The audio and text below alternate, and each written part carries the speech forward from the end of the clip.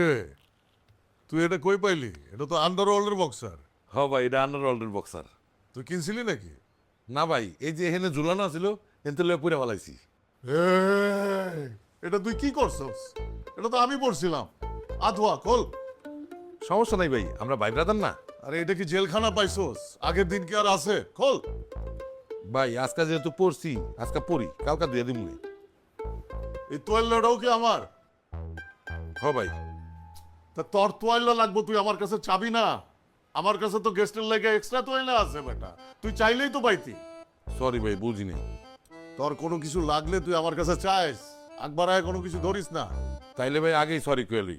আমি তো আহনের সময় কোনো ব্রাশ টাশ কিচ্ছু আনি নাই, এর লিগে আপনার ব্রাশ দিয়া দাঁত মাজা ফেলাইছি। মারা সারা বেটা, এটা তো জেলখানা না, বাসা। এখানে সব কিছুই আছে, তোর কিছু লাগলে আমার কাছে চাবি চাইলেই পাবি।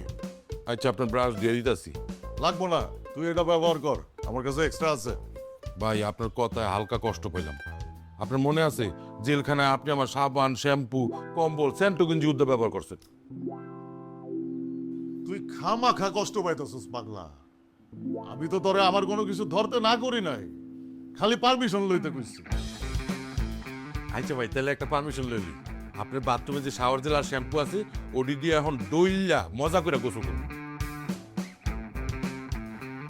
কর, অল্প ব্যবহার করিস, এগুলো বিদেশি। ও, এর লিগেই তো শাওয়ার জেলের থেকে কি সুন্দর গ্রাম বের হয়, মনে করে খেয়ালাই। তাই বলে আবার খাইস না। না ভাই, খামু না, আমি বুঝি না।